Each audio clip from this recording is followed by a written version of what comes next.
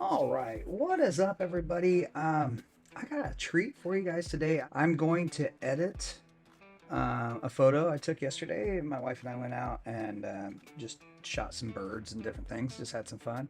The company DxO was gracious enough to give me a copy of their new software, Nik Collection version 8, which I've used all their Nik collections in the past, and they really like some of the stuff I'm doing, so they just offered me a free upgrade.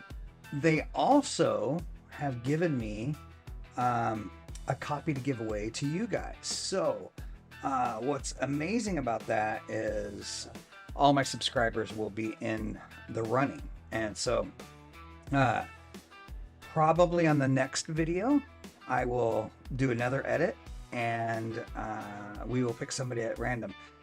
What you need to do is like, subscribe, and comment that you want a copy of Nik Collection 8. That's it. So like, subscribe, and then comment. And then out of all the people commenting, I will know a list of people I could draw from. So that's it. If I don't get a lot of people commenting on this video, then we will continue on to the next video until we get a little bit of momentum. But I want to do this first part of July. So they are doing a promo right now. I will put up all the information on there about their software, and I have a discount code for everybody that watches. And anyway, let's get to it. I have my screen recording going on right now, and I'm going to go to Adobe Bridge. And you can see I opened up a file here. This is a skimmer bird, and it's got a nice reflection in the water here. I'm just going to open this one. I already opened it and started to do some stuff with it. That has very little to do with the DxO Nik collection, but regardless, the file is open already, and I just want to crop it a little bit more. So we're going to go in here, and I'm just going to bring it in just a little bit, get it a little tighter.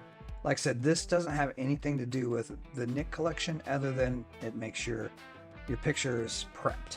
So, all right, so I think this is good. I don't want to get crazy, but as you can see, like this picture, oh, there it goes. Now it's rendered. I was like, oh, this picture is really blurry. This picture almost looks like some of the highlights are blown out. They're not. I already tested it, but it was a very bright day out.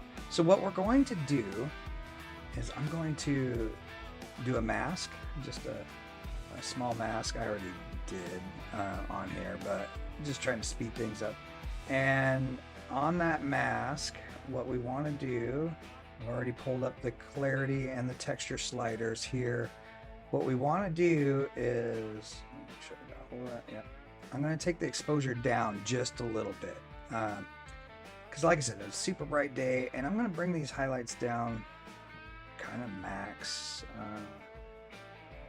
Don't need to recover the shadows very much. And this white slider, like I said, it's if you push it to the right, it's going to make everything more white. We want to take some of that down just to show that there are some details in the whites.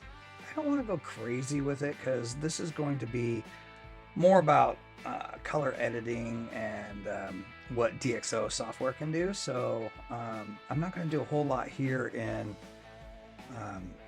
Photoshop, and I am currently using Adobe Camera Raw, but this same process would happen in Lightroom or whatever. So anyway, I think that's good. It may be hard to see on your screen, but I can see that there's detail here. It's not actually blown out. I'll probably want to go in and sharpen some things up and brighten things. Like I'll just do it really quick just to show you. Maybe take a brush and we'll go down. I'm going to brush over this eye here, and then I'm going to take and I'm going to bring the whites up in that. That way, what's white is white and what's dark is dark. It won't affect anything else. And I'm going to bring the highlights up a little bit. You could bring the exposure up, but very gently. You don't want to like make it look fake. And you know, maybe a little bit in the shadows here too, just in case, like right around the edges of the eyeball. Zoom in here. Just take a second to bring that resolution back. My computer's really slow. I have to apologize for that. My laptop that I used to do all my editing on is currently out of commission, so it's there. You can see it's there. I have a bunch of cameras and recording software going, so things are going to move slow. This software is um, something that you could run standalone, and it is also uh, a plugin for Photoshop. We're going to use the plugin for Photoshop. I'm going to just hit open here. It's just going to take a second, and it'll jump from Adobe Camera Raw, which is what we're in, into Photoshop, which is here we are. And this file looks fine the way it is. Like I could do my normal frame around things and stuff like that. It looks fine. The white balance is maybe slightly off because of the adjustments that I just did. So I'm just gonna experiment real quick, hit auto tone. Yeah, so it literally brought those whites back to white and everything. That's probably pretty good. You could also hit auto contrast if you want. Didn't really do anything. If you hit auto color, it'll strip out a lot of that color a lot of times. So, and for going into a plugin, that might be fine. I'm going to go back. See all these blue colors and everything here. I really like that, but let's take it down to kind of a neutral auto color. And here's where the magic's going to happen. I noticed that they put their little plugin over here now. You could also go up into the plugins menu, but I'm just going to open up color effects, which is obviously adjusting color. And there's a whole bunch of presets over here that are already ready to rock and roll. And obviously we could go in and we could tweak our own, and we'll do some of that. But let's just go through some of these. So here's what's called black and gold. Don't dig it for this picture, but I definitely think it could work for some things. Bleach portrait is nice. A little too dark. Yeah, Blue Monday. It's gonna taint the colors in here, but let's look at this clarity bump. That's really nice. Zoom in just a little bit. It really made the bird really stand out. I like the color retention there. These birds have really bright red beaks, and it's got a nice transition going red to orange. It's really kept everything super clear. I like that one. That's probably what we'd end up going with if we're going to use a preset. I'm just going to scroll down here. Even on a cloudy day, darkens it up a little bit more moody. Fall kind of gets those colors that are just kind of the way they'd be with your eyes, you know, like nothing's pure white, nothing, you know, especially on a day like this where the sun was going down. It was still a bright sunny day, but the sun was going down. There's a lot of shadows and stuff like that. Let's see what else we got. Glowing fade. This one's a little more artistic, almost like a Monet painting. Lavender is kind of cool. Colors of the bird look great here. The water is a little more unrealistic. But that's the cool thing about all this stuff is you don't have to make it realistic. It's what you imagine. I think this is closest to what my camera saw. And if I zoom in, it's got some, you know, okay, this looks like some film, you know, like it's not super sharp, super crisp, but the tones look really nice. And for artistic piece, that may work out really well. I'm gonna keep scrolling here, see if there's anything on this other side that I like. You could adjust the parameters in here all you want. Super punch, let's see what that is. That one's pretty nice too. I like how clear everything is. It's like, it's almost a little too sharp for some people's applications, but you can see there's a fish in the skimmer's mouth here, all the little drops of water. The colors are not competing too much with each other. and I like the gradients that it picked up. I did put those gradients in Adobe Camera Raw just to darken things down to guide your eye to the bird, but they were already kind of there. I just accentuated them a little bit. Anyway, let's keep going. Let's look. Vintage saturation, a little dark, I think. Warm sunset. Let's see what that does. That one's not bad either. I think it's pretty natural looking, but let's keep going. Wildlife on the dark side. I like the name of it. Yeah, that's a little too dark, I think, for this picture. I could see it working really, really well for others. You can see here's the just back in well, this is in bridge. You see this is what the camera caught. Let me get out of that. Go back to this. And there's winter. We're not in winter, so this one doesn't really apply. But anyway, I think, oh wait, there's one that said fur details. Let's see. So this one, not too much. It's not getting like super, super crazy, but you can see all the little details in here. I like this one a lot. The colors are muted in the background, but there's still some blues in there, some greens, some golden yellows in there. And then the bird stands out on his own. I'm gonna zoom in a little bit here. All right, I like this one, but let's go back to kind of the beginning. What do we say, clarity bump? Yeah, I think the winner is actually that fur details, and you'll see right here in the body that even though everything here, like the eye and everything, is nice and clear and stuff like that, the details in the fur are actually not as good. So let's go. And we'll pay attention to the color really quick. We got kind of a warm yellowish green going in here. We got the blues. The reflection in this one looks really, really nice. Let's go back to the fur details. Almost there. There it is. Okay.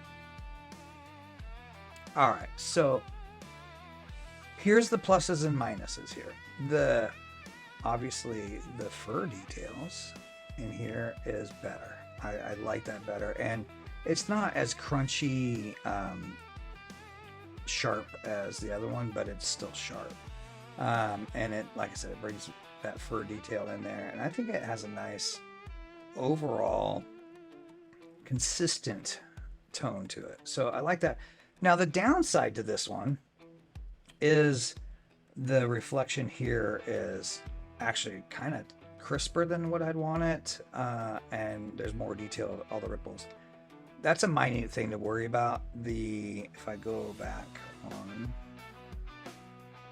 you'll see the reflection here just happens to be, I don't know, more defined. But like I said, I think the reflection is just a secondary piece of the puzzle. So having the bird really stand out is the key. So I think this is where it's at. Now, I'm going to hit apply, and this is going to bring this back into Photoshop. Maybe.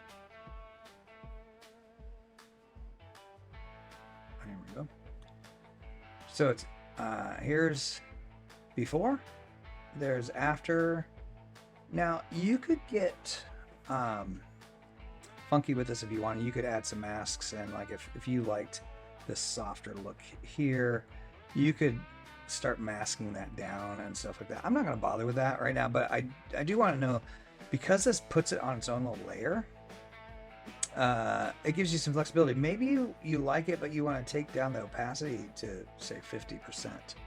You'll see it brought in that clarity, but it's not so overpowering, and maybe that's the key. Maybe that's what we need right there. So I'm going to zoom in. Yeah, I think I'm gonna go up to like 70%.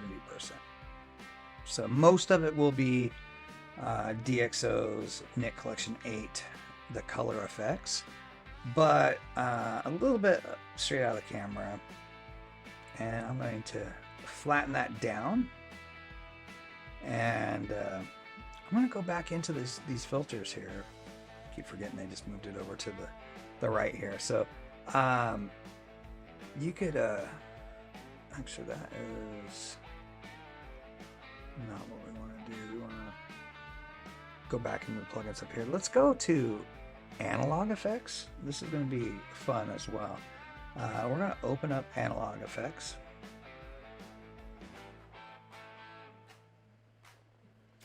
And there are a ton of things here that are presets. Now, I already edited in Nik Effects with the colors the way we wanted, but just to give an example, if I click one of these burnt edges 3, for instance, it's going to look like it's taking an old camera with a light leak and stuff like that. I don't want to do that. I just want to show you that you can capture something and make it look old. But maybe you do want to tweak some stuff a little bit. So you could go up into this top left and maybe you just want to change the focus a little bit. And you could go in here and change all of these parameters. I'm going to take these presets down. So there's filters. You could go up here. And so let's say you want to do bokeh, right? And what it's going to do is it's going to give you this bounding box. You could go right over wherever you want your focus to be. And I'm going to kind of split right there. And I'm going to say that's good. So I'm going to hit apply.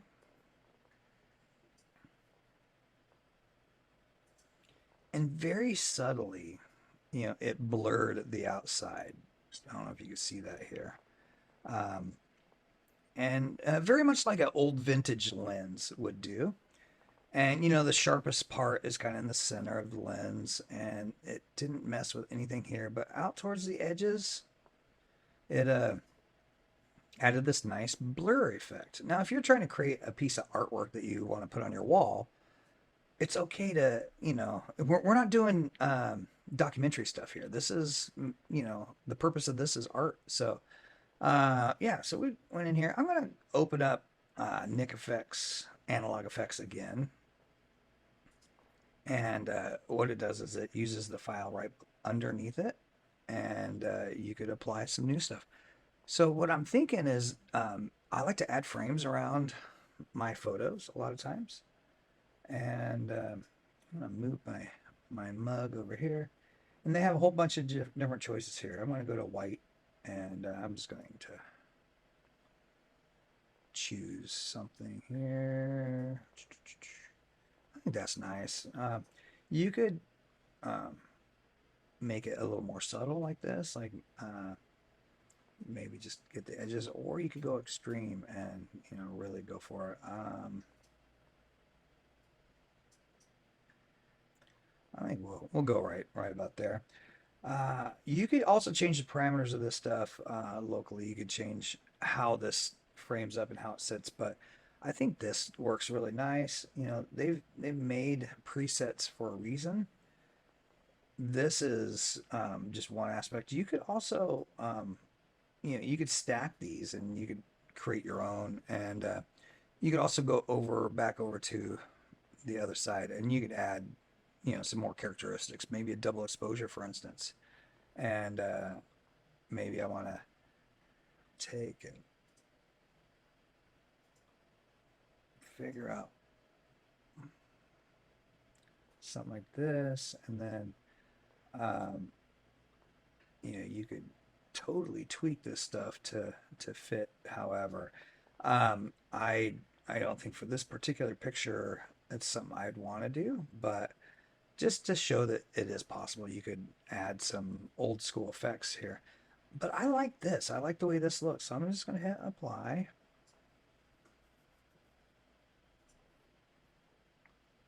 And move my face back over here. And you can see it's on its own layer here. So if you looked at it and you're like, oh, do I want a frame? You could kind of go back and forth and go, yeah, I like the frame. I actually do like the frame here. But you could also go back, do I like this blur? And I do, because it's subtle.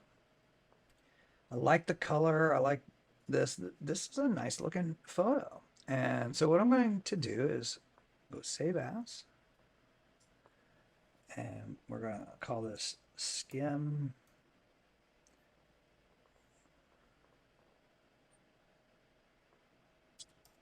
Nik. And we'll put 8 after that. Skim Nik 8, because we're using Nik Effects 8. We'll hit there. And I'm just going to open it up just on its own little thing here. And we could see, look how crisp and nice that bird looks. It's just super. The colors look great. The colors look great. The water in the background that was kind of choppy has nice characteristics. This reflection rocks. But what rocks even more is just how nice Nik Collection rendered this stuff in a tasteful manner. You know, a lot of times some of the software really overbakes an image and it actually takes away from the image instead of enhancing it. And I think, you know, looking at this, you know, this blur here, this kind of live edge frame that's going around here works really nice. And, you know, it would go good in a series. You could, if you did a series of these birds in a day, you put them in a book or something and you have them all framed the same way, it's just going to look very consistent and nice. And yeah, so that's it. I just wanted to really get in here and edit one picture and kind of show you what's up. Again, I'm going to be giving away a copy of Nik Effects 8 from DxO software. They were great about giving me one to give to the viewers. This video is not sponsored. It is appreciated though, and hopefully we're going to be able to do a lot more stuff like that in the future. But if you look at how easy that was to render out, it's super great. Now I did a couple quick little things just to make sure this file would work well as a tutorial, but I didn't want to go in there and teach you Photoshop. I want to teach you some things that'll help you if you don't know Photoshop. You know, you could get software like Nik Effects from DxO, and you could get really in depth into it, or you could just click a couple of buttons and get a nice result. This picture, you know, took a little longer to render because I'm explaining what I'm doing, but I mean, really, you could probably do this to your stuff in just a matter of minutes. So anyway, that is it. Thanks for tuning in. I'm going to try and do more editing videos. Some of them will be brought to you by DxO. Some of them will be brought to you by me, you know, and it's just depending on what I'm working on. But I got to tell you, I've been using DxO software since the beginning, and I love Nik Effects. They also have a bunch of other software that works really well that we'll get into in the future. But check the links below. Check out the discount I'm going to give you. Like, if you don't think you're going to win and you want to get a copy at a discounted rate, I have a couple discount codes in the description. And yeah, until then, later, Gator.